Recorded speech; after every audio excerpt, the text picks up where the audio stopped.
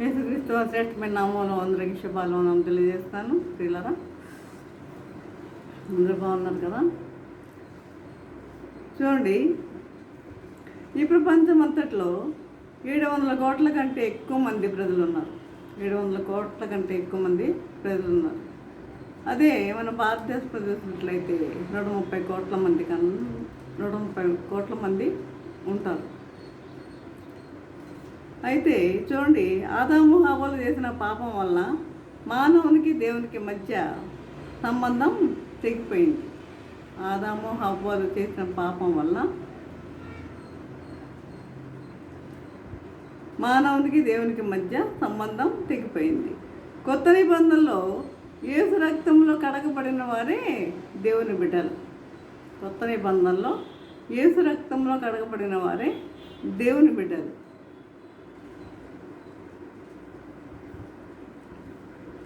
చూడండి, యోహాను సువార్త 4వ అధ్యాయము 20వ వచనం చూసినట్లయితే, ఎవడైనాను నేను దేవుణ్ణి ప్రేమించుచున్నానని చెప్పి తన సహోదరుని ద్వేషించిన ఎడల అతడు అబద్ధికుడగును.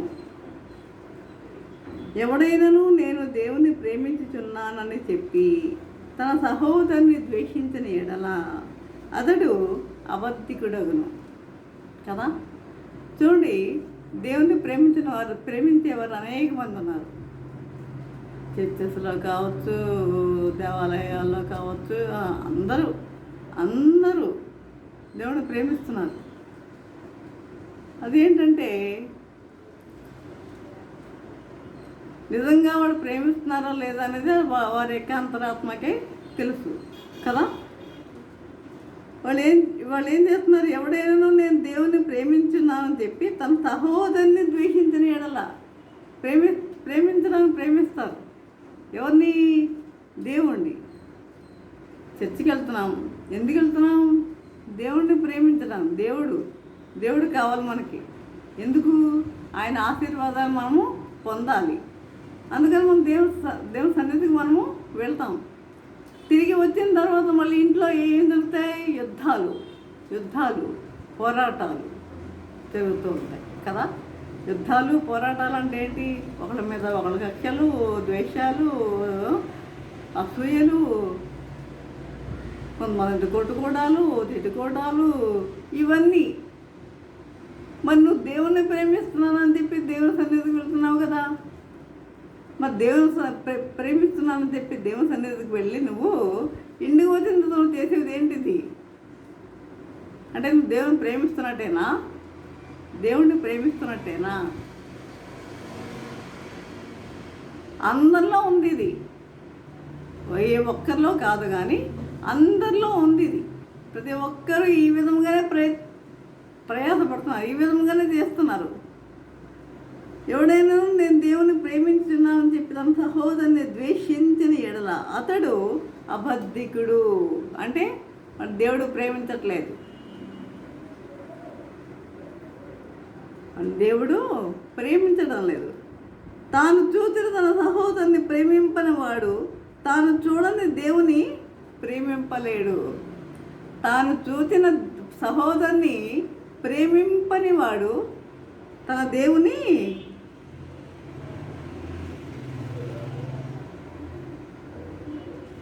తాను చూసిన తన సహోదరుని ప్రేమింపని వాడు తాను చూడని దేవుని ప్రేమింపలేడు. దేవుణ్ణి ఎలా ప్రేమిస్తాడు? తను చూసిన సహోదరునే నువ్వు ప్రేమించలేకపోతున్నావే, దేవుణ్ణి నువ్వు ఎలా ప్రేమిస్తావు? ప్రేమించలేవు. దేవుని ప్రేమించేవాడు తన సహోదరుని కూడా ప్రేమింపవలనని ఆజ్ఞను మనం ఆయన వల్ల పొంది ఉన్నాము.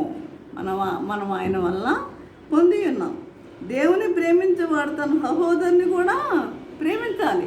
నిజంగా నువ్వు దేవుని ప్రేమించినట్లయితే నీ సహోదరుని కూడా నువ్వు ప్రేమించాలి. ఈ ప్రేమలు ఉన్నాయా? ఎవరన్నా దేవుణ్ణి ప్రేమిస్తున్నారా? లేదు, ప్రేమించేవారుగా లేరు. ఆ షో అంతే. మేము భక్తులం, మేము భక్తి పరులము అని షో చేయడం అంతే తప్ప ప్రేమలు అనేవి నశించిపోతున్నాయి. అదే 5వ అధ్యాయం 2వ వచనంలో మనము దేవుని ప్రేమించుచు ఆయన ఆజ్ఞలను వారమైతమా దేవుని పిల్లలను ప్రేమించుచున్నామని దాని వల్లనే ఎరుగుదుము. మనం ఆయన ఆజ్ఞలను గైకొంటే దేవుని ప్రేమించుట. దేవుని ప్రేమించుట అంటే ఏంటండి? ఆయన ఆజ్ఞలను గైకొంటే, ఆయన ఆజ్ఞలను మనము గైకొనుటే. ఆయన ఇచ్చిన ఆజ్ఞలు పాత నిబంధనలు 10 ఆజ్ఞలు. 10 ఆజ్ఞలు కొత్త నిబంధనలోకి వచ్చేసరికి అదే ప్రభు వాటిని కుదించి 2 ఆజ్ఞలుగా చేశాడు. నీ దేవుడైన ప్రభుని నీ పూర్ణ హృదయంతో, నీ పూర్ణ ఆత్మతో, పూర్ణ వివేకంతో, మీ పూర్ణ శక్తితో ప్రేమించవలను. నిన్ను వల్లే నీ పొరుగు వారిని ప్రేమించవలను. అవి 2 ఆజ్ఞలు. అంటే దేవుని ప్రేమించడం అంటే ఏంటి?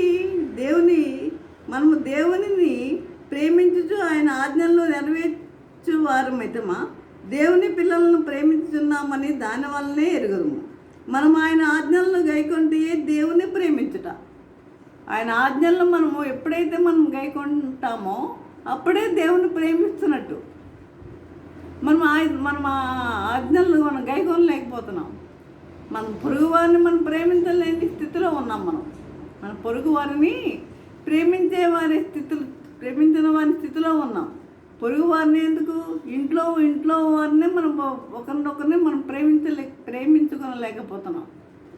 ఇక నువ్వు దేవుణ్ణి నీకు కనపడిన దేవుణ్ణి నువ్వెక్కడ ప్రేమిస్తున్నావు? ఒక్కసారి ఎవరికి వారు ఆత్మ పరిశీలన చేసుకోవాలి. మనం దేవుణ్ణి ప్రేమిస్తున్నామా? నువ్వు దేవుణ్ణి నిజంగా ప్రేమిస్తున్నట్టయితే నీ సహోదరుని ప్రేమించు, నీ ఇంట్లో వారిని ప్రేమించు, నీ అన్నను ప్రేమించు, నీ అక్కను ప్రేమించు, తల్లిదండ్రులు ప్రేమించు. ఇది కదా. కాబట్టి దేవుని మూలముగా ఆయన ఆజ్ఞలు, దేవుని మూలముగా పుట్టిన వారందరిలో లోకమును జయించుదురు. లోకమును జయించిన విజయం మన విశ్వాసమే. యేసు దేవుని కుమారుడని నమ్మువాడు తప్ప లోకమును జయించేవాడు మరి ఎవడు?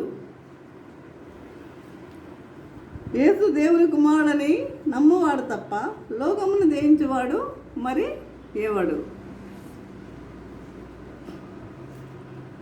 సహోదరులారా చూడండి, యోహాను సువార్త 3వ అధ్యాయం 13వ వచనంలో, సహోదరులారా లోకం మిమ్మల్ని ద్వేషించిన యెడల ఆశ్చర్యపడకండి. లోకం మిమ్మల్ని ద్వేషిస్తుంది, లోకం మిమ్మలను ద్వేషిస్తుంది. మీరు ఆశ్చర్యపడవద్దు, మీరు ఆశ్చర్యపడకండి. మనము సహోదరులను ప్రేమించున్నాము కనుక మరణములో నుండి జీవములోనికి దాటి ఉన్నామని ఎరుగుదుము. ప్రేమ లేనివాడు మరణమందు నిలిచి ఉన్నాడు. ప్రేమ లేనివాడు, ప్రేమ అనేది లేనివాడు మరణమందు నిలిచి ఉన్నాడు. తన సహోదరుని ద్వేషించేవాడు నరహంతకుడు. తన సహోదరుని ద్వేషించేవాడు ఎవరంట? నరహంతకుడు. బైబిల్ గ్రంథంలో మొదటి నరహంతకుడు ఎవరు తెలుసా? కయ్యూని. ఆదాము హవ్వలకు పుట్టిన మొట్టమొదటి బిడ్డ కయ్యూను. అతడే తన తమ్ముడైన హేబేల్ని ఓర్చుకోలేకపోయాడు, ప్రేమించలేకపోయాడు. అతని యొక్క అర్పణను దేవుడు అంగీకరించాడని చంపి పడేశాడు. మొట్టమొదటి ఆ నరహంతకుడు ఈ యొక్క కయ్యూని. ఈ నరహంతకుని ఎందులో నిత్య జీవం ఉండదని మీరు ఎరుగుదురు. ఆయన మన నిమిత్తము తన ప్రాణం పెట్టిన కనుక దీనివల్ల ప్రేమ ఎట్టిదని తెలుసుకుంటున్నాము. మనము కూడా సహోదరుల నిమిత్తము మన ప్రాణములను పెట్టబద్దులమై ఉన్నాము. అబ్బా చూడండి, దేవుడు మన కొరకు ప్రాణం పెట్టాడు. ఈ లోకమునికి ఎందుకు వచ్చాడు? ఆయన ఆ పరలోకాన్ని విడిచిపెట్టి ఈ లోకానికి ఆయన ఎందుకు వచ్చాడు?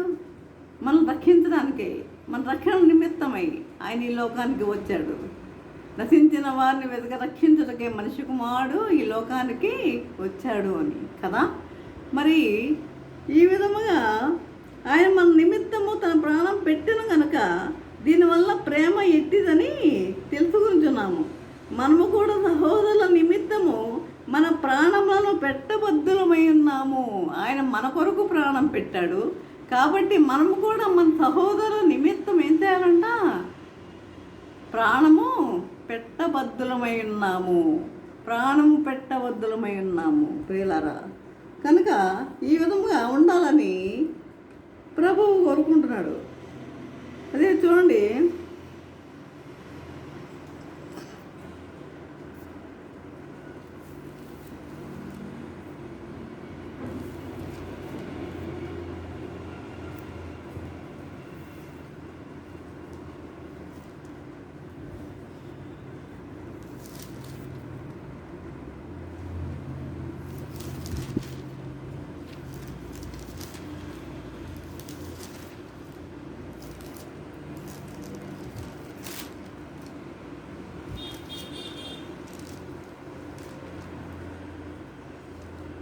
ఫిలిప్పీలు రాసిన పత్రిక 3వ అధ్యాయం 8వ వచనంలో, మెట్టుకు సహోదరులారా, ఏ యోగ్యత అయినను మెప్పైనను ఉండిన ఎడల, ఏవి సత్యమైనను, ఏవి మాన్యమైనవో, ఏవి న్యాయమైనవో, ఏవి పవిత్రమైనవో, ఏవి రమ్యమైనవో, ఏవి ఖ్యాతి గలవో వాటి మీద ధ్యాస ఉంచుకొనుడి. ఏవి సత్యమైనవో, ఏవి మాన్యమైనవో, ఏవి రమ్యమైనవో, ఏవి ఖ్యాతి గలవో వాటి యందు ధ్యాస ఉంచుకొనుడి.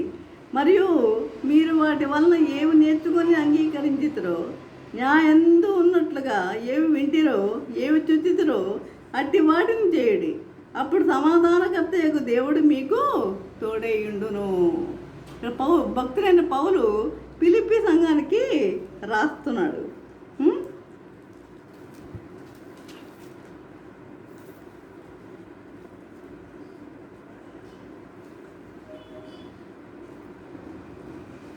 ఇక్కడ ఫిలిప్పీ రాసిన పత్రిక 2వ అధ్యాయము 21వ వచనము, అందరినూ తమ సొంత కార్యములని చూచుకుంటున్నారు కానీ యేసుక్రీస్తు కార్యములను చూడరు. అందరూ తమ సొంత కార్యములను చూచుకుంటున్నారు కానీ యేసుక్రీస్తు కార్యములను చూడరు. అతని యోగ్యత మీరు ఎరుగుదురు. తండ్రికి కుమారుడు ఎలాగూ సేవ చేయనో అలాగే అతడు నాతో కూడా సువార్త వ్యాపకము నిమిత్తము సేవ చేశాను. కాబట్టి నాకేమి సంభవింపనై ఉన్నదో చూచిన వెంటనే అతనిని పంపవాలని అనుకుంటున్నాను. నేను శీఘ్రముగా వచ్చేదని ప్రభువుని బట్టి నమ్ముతున్నాను.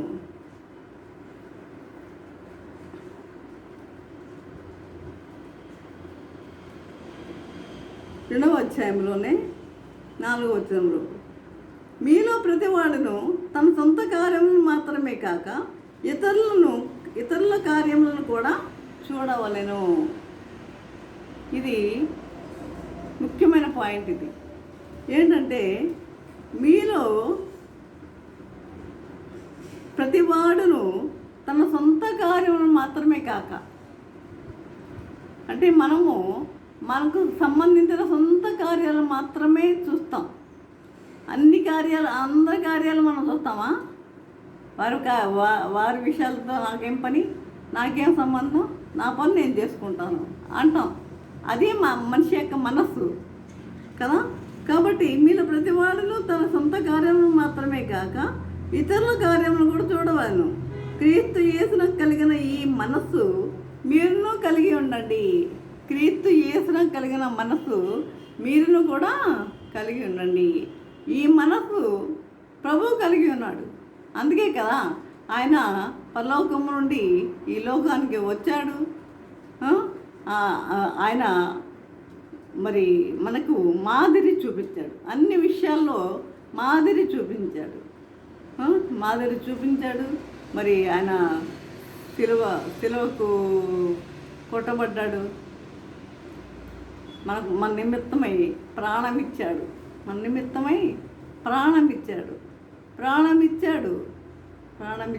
3వ దినమున మృత్యుంజయుడై తిరిగి లేచాడు కదా. కాబట్టి మనం ఏం చేయాలంటే ఇతరుల కార్యములు కూడా మనం చూడాలి అంటున్నాడు. ఇతరుల కార్యాలు కూడా చూడాలి. చూడండి, ప్రభువు ఆయన దగ్గరికి వచ్చిన ప్రతి వారికి ఆయన ప్రతి వారికి కూడా నేను చెయ్యను అన్న మాట ఆయన నోటి నుండి ఎప్పుడు కూడా రాలేదు. భోజనానికి పిలిచిన సీమోని ఇంటికి కూడా ఆయన వెళ్ళి మరి భోజనం చేసి వచ్చాడు. కాబట్టి ఎవరు పిలిచినా ఆయన వెళ్ళేవాడు. ఎవరు ఏది చేయమన్నా చేసేవాడు. అందరికీ స్వస్థతలు చేసిన దేవుడు ఆయన. కనాను స్త్రీ, రక్తస్రావ రోగి గల స్త్రీ, అబ్రహాము కుమార్తె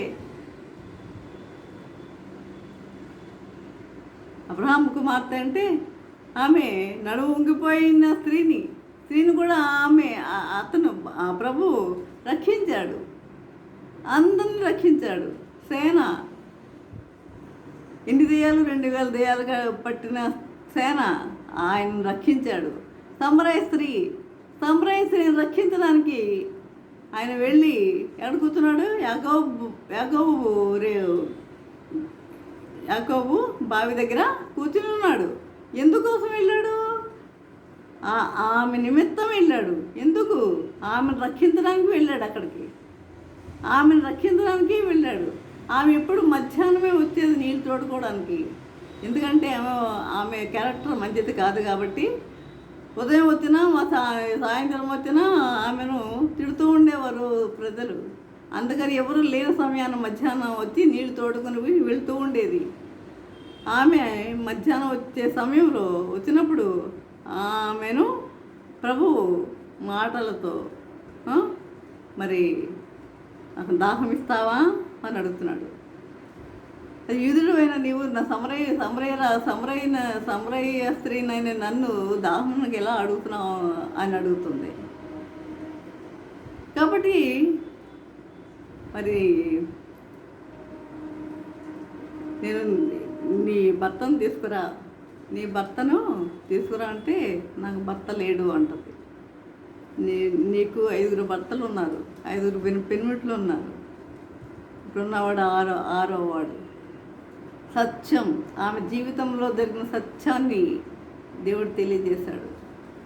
అప్పుడు ఆమె ఆశ్చర్యపోయింది. కుండ విడిచిపెట్టి పరిగెత్తింది ఊర్లోకి పరిగెత్తి అందరిని రండి, ఈ మెస్సియా కాడా, ఈయన మెస్సియా కాడా, ఆ జీవితాన్ని అంతా చెప్పినవాడు ఈయన మెస్సియా కాడా అని చెప్పి తీసుకొచ్చింది. అందరూ మారు మనసు పొందారు. చూడండి, ఒక స్త్రీని రక్షించడానికి ఆయన సమరయ గ్రామానికి వెళ్ళాడు. యూదుల ఆ ప్రాంతానికి అసలు వెళ్ళరు, ఆయన అక్కడికి వెళ్ళి ఆమెకి రక్షణ సువార్తను చెప్పాడు. ఆ యొక్క ఆ ఊళ్ళో జనం అంతా మారు మనసు పొందినట్లుగా, రక్షణ పొందినట్లుగా చూస్తున్నాం. కాబట్టి ఈ విధంగా మనము చేయాల్సింది అది మాదిరి చూపించాడు ఆయన, మనకు మాదిరి చూపించాడు. మరి మనం చేసేది ఏంటి? ఆయన వెళ్ళిపోయాడు, మన మీద నమ్మకం పెట్టి ఆయన వెళ్ళిపోయాడు. నా బిడ్డలు నేను చేసినట్లుగా చేస్తారు కదా అనుకున్నాడు, వెళ్ళిపోయాడు.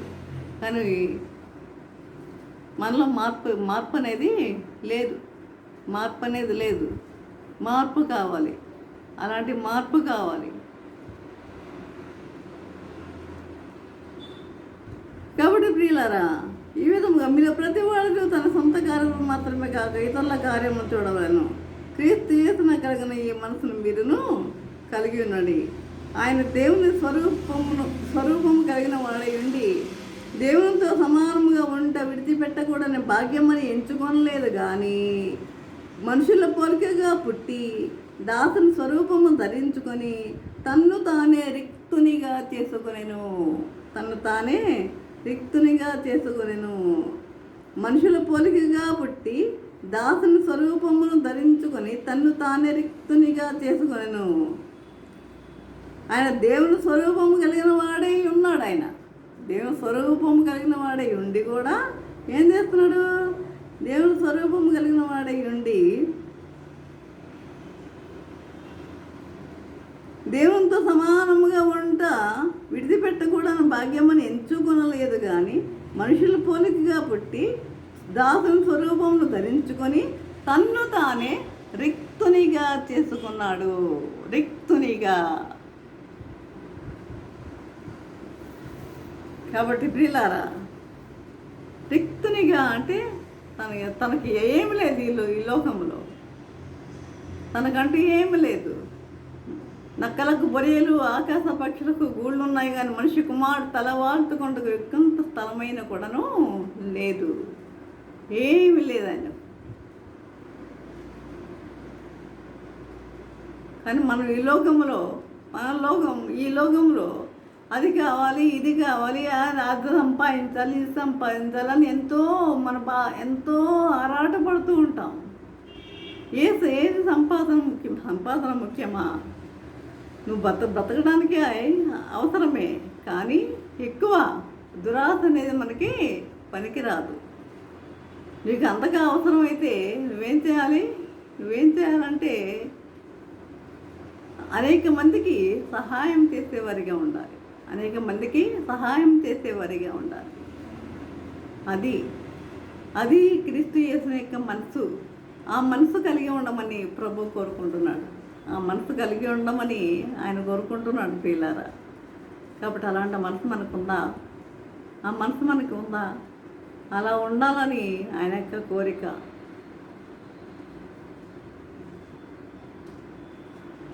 ఈ విధంగా జీవించటకు పరిశుద్ధాత్మ దేవుడు సహాయం చేసి నడిపించను గాక. ఆమేన్. పరిశుద్ధ ప్రేమ గారి తండ్రి, నీ పరిశుద్ధ పాదముతో దేవా ప్రభా, తండ్రితో ప్రభా, నీ వాక్యం ద్వారా తండ్రి మాతో మాట్లాడిన విధానం బట్టి నాయన మీకు వందం తెలియజేసుకుంటున్నాం ప్రభా. తండ్రి నాయన ఈ లోకంలో ఒక రిక్తునిగా వచ్చావు నాయన ప్రభా. తండ్రి అదేవిధంగా నాయన ప్రభా, మేము కూడా నాయన తండ్రి ఇతరుల కార్యంలో కాకుండా సొంత కార్యములు మాత్రం కాకుండా ఇతరుల కార్యములు కూడా చూసేవారిగా ఉంటకు నీ కృప అనుగ్రహించండి నాయన ప్రభా. ప్రతి ఒక్కరిలో మారు మనసు దయచేయమని నజరేయుడైన యేసునామములో బ్రతిమాలి వినమ్ముగా వేడుకొంచున్నాము తండ్రి. ఆమేన్. తండ్రి అయిన దేవుని ప్రేమయు, కుమారుడైన యేసుక్రీస్తు కృపయు, పరిశుద్ధాత్మిక అన్యోన్య సహవాసము సకల దీవెనలు సదాకాలము ప్రభా. తండ్రి ఎంతమంది అయితే ప్రభా వాక్యం విని ప్రతి ఒక్కరికి తోడే నిలిచి ఉండను గాక. ఆమేన్.